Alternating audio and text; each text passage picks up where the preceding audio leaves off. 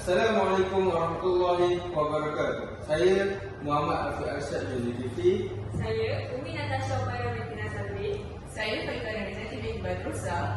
Hari ini kumpulan kami ingin membentangkan tajuk komunikasi di tempat kerja. Okey, saya Farika akan membentangkan definisi di tempat kerja. Definisi di tempat kerja. Komunikasi di tempat kerja adalah proses bertukar-tukar maklumat dan idea, baik secara lisan dan bukan lisan, antara orang atau kumpulan dengan kumpulan lain dalam organisasi luaran ataupun dalaman. Okey, tujuan komunikasi di tempat kerja ada 3. Yang pertama, kawalan. Yang kedua, motivasi. Yang ketiga, mengimbangi keperluan dan matlamat organisasi. Okey, yang pertama, kawalan. Organisasi mempunyai kuasa hierarki panduan dan tata cara yang perlu dipenuhi oleh pekerja. Proses komunikasi wujud sebagai alat kawalan apabila pekerja terpaksa merujuk kepada senarai tugas yang telah ditetapkan oleh organisasi. Motivasi adalah penting untuk meningkatkan produktiviti di tempat kerja. Motivasi ini berkait dengan komunikasi dalam dunia kerja. Komunikasi adalah elemen penting untuk meningkatkan motivasi seseorang di tempat kerja. Yang ketiga, mengimbangi keperluan dan matlamat organisasi. Merupakan proses merangka dan membentuk sumber manusia dan bukan manusia supaya rancangan organisasi dapat digerak. Berikut merupakan struktur organisasi formal. Komunikasi di mana aliran maklumat telah ditakrifkan disebut sebagai komunikasi formal. Komunikasi mengikut rantai hierarki, perintah yang ditubuhkan oleh organisasi itu sendiri. Secara umum, jenis komunikasi ini digunakan secara eksklusif di tempat kerja dan pekerja-pekerja mesti mematuhinya semasa menjalankan tugas mereka.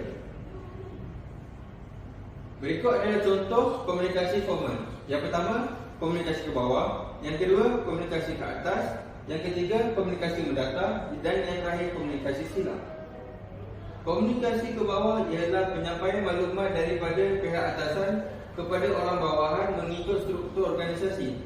Penggunaan komunikasi ini amat berkesan untuk menyampaikan arahan dan kawalan kepada orang bawahan. Contohnya, pengarah iaitu pihak atasan, ke pengurus ke penyelia iaitu pihak bawahan. Yang kedua, komunikasi ke atas ialah penyampaian maklumat daripada bawahan kepada pihak atasan. Maklumat orang bawahan sampaikan boleh menjadi maklumat penting untuk pihak atasan. Contohnya, apabila pekerja ingin menyampaikan cadangan, isu, aduan dan laporan. Berikut adalah contohnya, iaitu penyelia adalah pihak bawahan, penyelia ke pengurus ke pengarah iaitu pihak atasan. Yang ketiga, komunikasi mendata. Komunikasi mendata membolehkan para pekerja berkongsi maklumat dan menyelaraskan tugas. Komunikasi secara mendata amat berguna untuk menyelesaikan masalah. Contohnya, pengarah ke pengurus kewangan ke penyelia. Selain itu, pengarah ke pengurus pentadbiran ke penyelia B. Yang ketiga, pengurus pemasaran ke penyelia C. Tetapi pengurus pemasaran boleh ke pengurus pentadbiran boleh ke pengurus kewangan. Akhir sekali, pengurus kewangan boleh ke pengurus pentadbiran boleh ke pengurus pemasaran. Yang terakhir, komunikasi silang. Komunikasi silang merupakan cara penyampaian maklumat atau mesej oleh individu pada tahap yang berbeza dengan individu yang tidak mempunyai aliran pelaporan. Terus iaitu pihak atasan saling berhubung dengan pihak bawahan tetapi pada bahagian yang berlainan. Contohnya, pengarah ke pengurus pentadbiran ke penyelia B ke kerani B. Selain itu, pengarah ke pengurus pemasaran penyelia C ke kerani C. Seterusnya, rangkaian komunikasi formal. Rangkaian komunikasi formal menjadi 5, iaitu rangkaian perhubungan, rangkaian wide, rangkaian roda, rangkaian bulatan dan semua rangkaian. Yang pertama, rantaian perhubungan. Maklumat bergerak dari atas ke bawah dan dari bawah ke atas. Pekerja A boleh ke pekerja B, pekerja B boleh ke pekerja C, pekerja C boleh ke pekerja B dan pekerja B boleh ke pekerja A. Seterusnya, rangkaian 1, komunikasi dari pihak tengah kepada pihak yang lain. Jadi, pihak A ni adalah pihak tengah dan dia boleh ke pekerja B, dia boleh ke pekerja C, dia boleh ke pekerja D dan seterusnya. Seterusnya, rangkaian roda, komunikasi antara ketua dengan pekerja bawahan yang kemudiannya memberi laporan kepada pihak atas. Jadi, pekerja A ni adalah pihak atasan dia yang bekerja kepada pekerja bawahan B, A, H dan seterusnya. Seterusnya, rangkaian bulatan, membenarkan ahli-ahli berinteraksi sesama sendiri dan bukan dengan orang luar. Contohnya, jika A ni adalah penyelia, jadi penyelia ni boleh berurusan dengan penyelia B, penyelia C dan seterusnya. Yang kelima, semua rangkaian. Komunikasi berlaku antara ahli-ahli daripada semua kumpulan.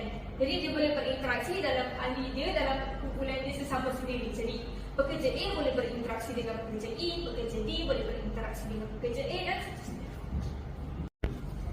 Kebaikan dan keburukan struktur organisasi formal. Kebaikan boleh dipercayai, mudah dipahami, mudah untuk dirujuk semula dan dikomunikasikan, mudah untuk bekerjasama. Keburukannya pula mengambil masa yang lama untuk mengikut prosedur, tidak fleksibel, wujud kuasa. Wujud kuasa berlaku apabila tugas yang diberi oleh pihak atasan tidak boleh ditolak oleh pekerja bawahan. Jadi di situlah wujudnya kuasa. Akhir sekali, tidak bermotivasi. Tidak bermotivasi berlaku apabila pekerja bawahan tidak merasakan motivasi untuk membuat kerja ataupun mereka malas untuk membuat kerja. Mereka tetap kena buat kerja. Jadi di situlah wujudnya tidak bermotivasi. Selain itu, saluran komunikasi tidak formal. Yang pertama, untai tunggal atau serantai. Yang kedua, rantaian gosip. Yang ketiga, rantaian kebarangkalian. Yang keempat, rantaian rumusan. Okey, yang pertama, untai tunggal atau serantai. Komunikasi di mana seseorang memberitahu sesuatu kepada orang lain yang sekali lagi mengatakan sesuatu kepada orang lain dan prosesnya terus berjalan. A bagi tahu ke B, B bagi tahu C, C bagi tahu ke D.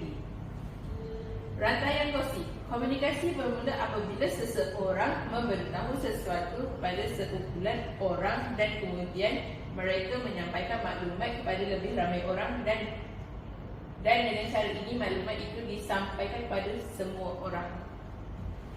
Okey, yang ini A bergosip dengan B, A juga bergosip dengan C, A juga bergosip dengan E dan seterusnya.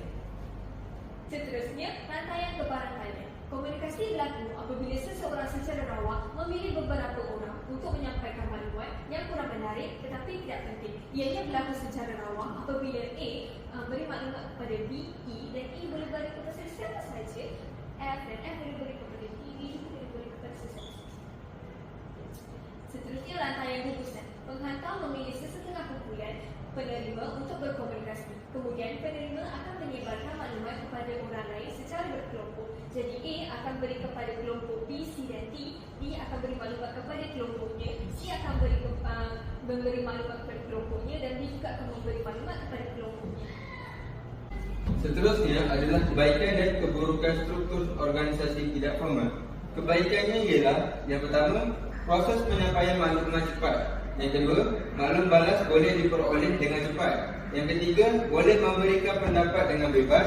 Yang terakhir, selesa untuk memberi pendapat. Manakala keburukannya ialah sukar difahami. Yang kedua, maklumat berkemungkinan tidak tepat. Yang ketiga, penyebab salah faham. Dan yang terakhir, tiada rekod untuk rujuk semula. Itu sahaja dari kumpulan kami. Sekian, terima kasih.